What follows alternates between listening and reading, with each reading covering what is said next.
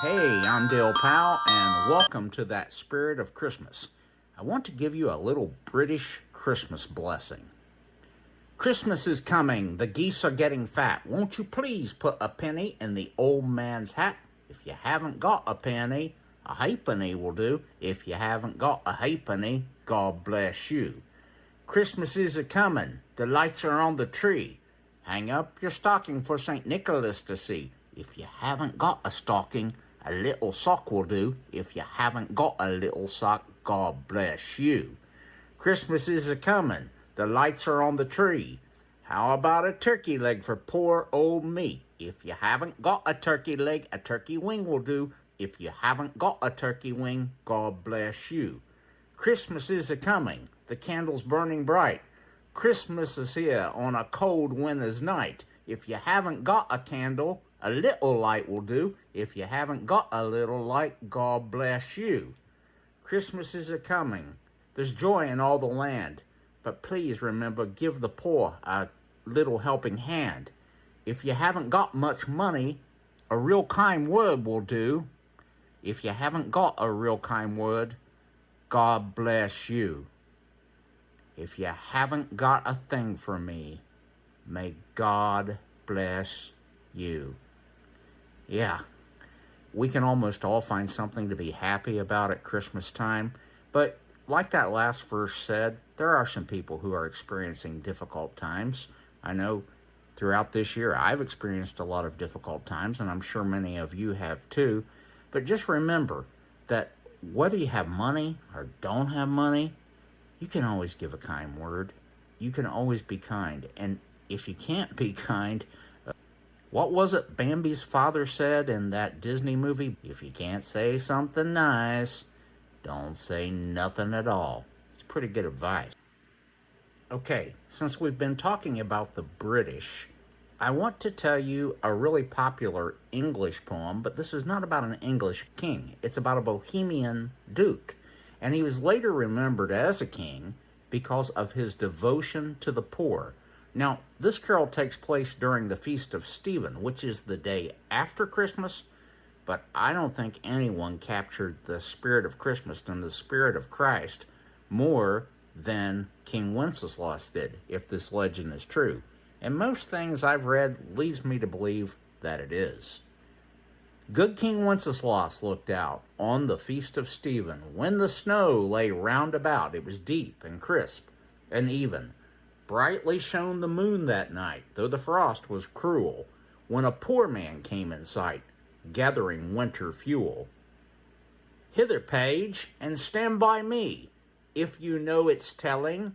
Yonder peasant, who is he? Where and what is his dwelling?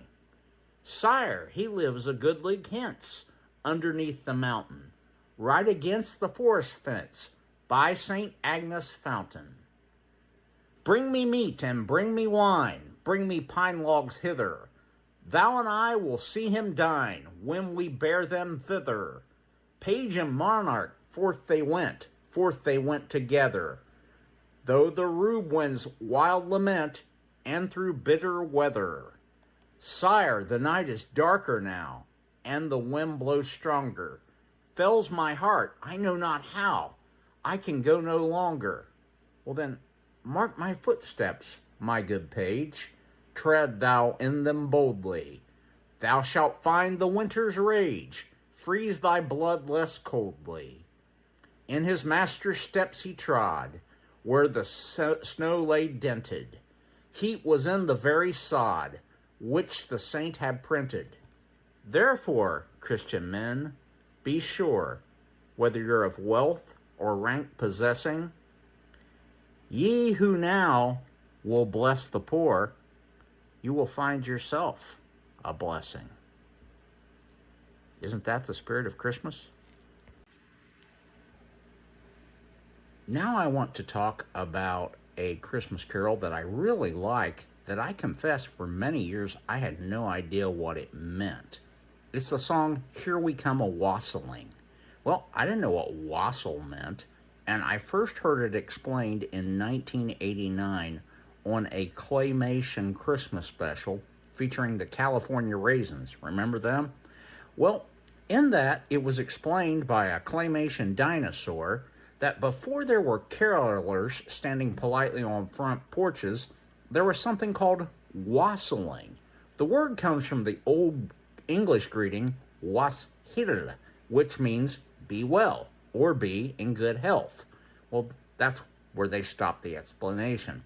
But wassailing was neighbors going from door to door singing good wishes for the household. And yeah, they usually expected a drink or some food in return. It wasn't begging, though. It was more community. Sometimes it was joyful, sometimes it got a little noisy, and yeah, at times it got rowdy, especially after a few cups of warm ale or cider. In the countryside, people even sang to apple trees to wake them up for the coming year. Can you imagine that? At its heart, wassailing was about belonging. These weren't strangers at the door, they were neighbors' children, as it says in the song. People you knew, reminding one another to stay well, stay connected, and carry a little joy through the winter. Okay, so here we come a wassailing. Here we come a wassailing among the leaves so green. Here we come a wandering so fair to be seen. Love and joy come to you, and to you your wassail too. And God bless you and send you a happy new year. And God sends you a happy new year. We are not daily beggars that beg from door to door.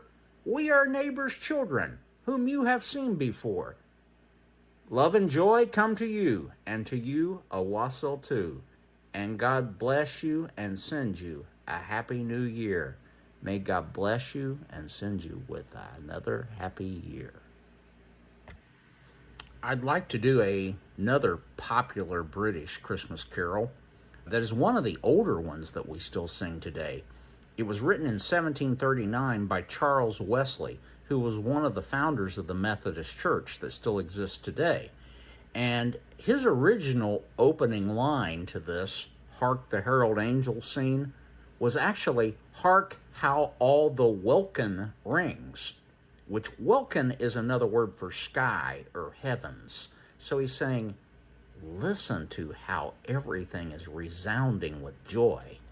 And here's the way we hear it today. Hark the herald angels sing, glory to the newborn King. Peace on earth and mercy mild, God and sinners reconciled. Joyful all ye nations rise, join the triumph of the skies. With angelic hosts proclaim, Christ is born in Bethlehem. Hark the herald angels sing, glory to the newborn King. Christ by highest heaven adored, Christ the everlasting Lord. Late in time behold him come, offspring of the Virgin's womb. Veiled in flesh in Godhead see, hail the incarnate deity. Pleased as man with men to dwell, Jesus our Emmanuel.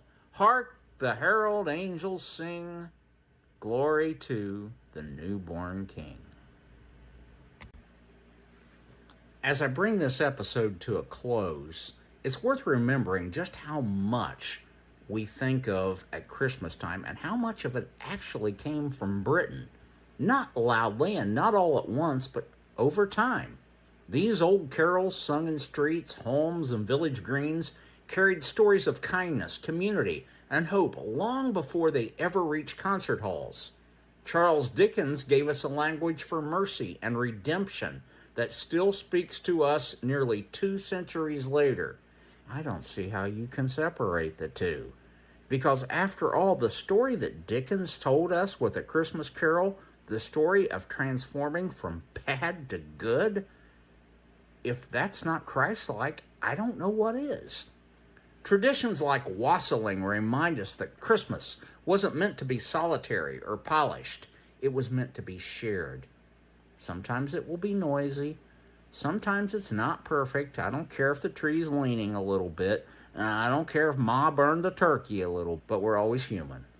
Together, these songs and stories shaped Christmas that rooted us not just in a belief, but in compassion, in looking out for one another when the days are darkest, and the Spirit crossed oceans, settled into new places, and became something that we still recognize today. However you choose to keep Christmas, keep it happy and joyfully, and know that if you turn it to love, it will always make you happy. Love is the answer. Turn it to love. Happy Christmas, everyone. God bless you.